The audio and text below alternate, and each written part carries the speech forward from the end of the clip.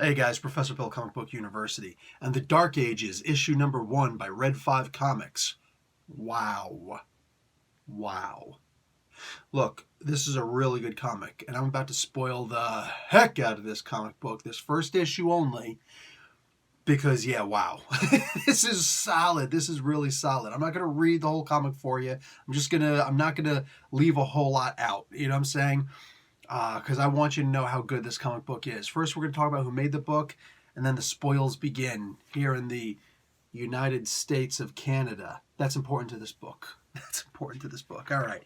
So we got created and written by Don Handfield, art by Leonard Rodriguez, colors by Dijo Lima, and letters by D.C. Hopkins. All right. So, and cover art by Nicholas Ely. Okay.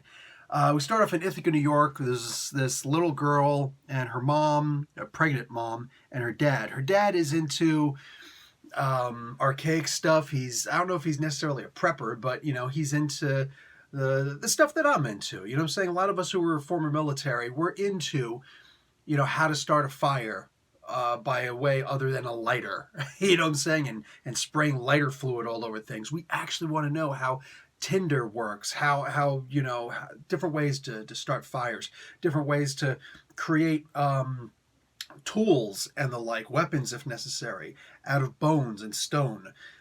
These old native, part Cherokee here. So yeah, you love all this old school stuff, working with your hands to create things one-on-one as opposed to buying them mass market, right? Less Walmart, more Home Mart. So the little girl, however, is into her iPad. She winds up becoming pretty important to this story also. Look, at one point, while they're in the middle of this conversation where it's generations apart and they can't understand each other, all the metal in the world disappears. Oh, plastic is fine. Damn it, we destroyed the wrong material. But all the metal in the world is gone. So, we're back in the Dark Ages, hence the title of the book. Now, does that mean that all the ore is gone also? Are they able to dig deep and try and find some more? Is it a possibility that a meteor could land and, oh, look, there's a little ore in there? That's how we got all the ore to begin with. What is the situation? We don't know. Why did all the metal disappear? Well, much like with The Walking Dead and not knowing how the dead started rising. Is it magic? Is it science? Is it just chance, probability? We never found out, and I don't want to find out, because that will seriously take away from the story itself, when right now all we have is the story. Years later, there are cannibals rising in the cities, and yeah, that makes perfect sense. That makes perfect sense, because who are the people who are most likely to be in a screwed up situation, more of a screwed up situation? People like me, who live in a city. Everything is shipped into us. We've lost all that natural ability to work with our hands, to go out and actually hunt animals. I'm not as bad as most city folks. Again, I think enough of you guys who watch my channel, that I'm into that old school stuff. I like, being able to discern one plant from another and things like that. I enjoy stuff like that. What do you call it? Anyway. But the idea is that people who are in the city, we are less likely to understand how to actually grow plants, how to actually take care of ourselves. So these people become cannibals because, hey man, in general, it's hard to hunt animals. It's easy to hunt people. So, yeah, terrifying, messed up, really messed up. Some of these people had to have been in the military. Like the creator of this comic book, Handfield, has to have been in the military, because anybody who's been overseas and whatnot, that the smell of burning human flesh smells like bacon. You know what I'm saying? You hear stories that human beings do taste like pig, and this conversation is brought up in this comic book.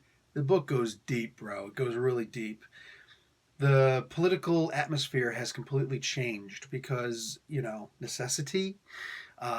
Most people avoid the big cities because the cannibalism that is widespread there. Unfortunately, since the animals aren't being hunted up there, only people, that's where animals, tend to go on average, because you go where you're not hunted, right?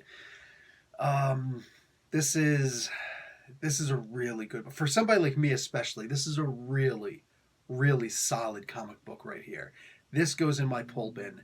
This goes in my pull bin. I get this every time this comes out from this point on because holy crap, this is a really good comic book. And yeah, I'm in it for the long run. Guys, there's it goes a lot deeper than that too. What about people who need medications? There's a girl in here who, I'm not going to spoil this. I said I would. I'm not. I'm not going to spoil this because it's too crucial, too awesome for the story. This girl has a medical condition where she needs medicine.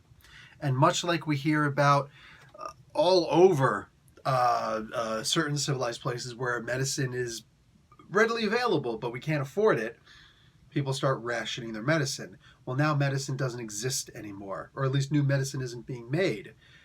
So what do? You ration the medicine you have until you can actually find new medicine. Ah, God, this sucks. So this girl is on a time limit at this point. And she's probably the coolest character here. Love that. It reminds me just a little bit of The Crow. Just a little bit.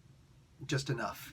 Guys, definitely do not sleep on this comic book. This is out in stores now. Go grab this. Read the first issue. Get the phone number of your comic book store if you don't have it. You should have a close personal relationship with your comic book store owner.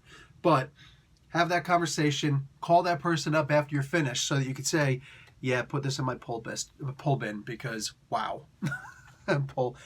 Bin and list. Comes out as bist, apparently. Anyway, guys, I'm done. Professor Bill, Comic Book University. Class dismissed.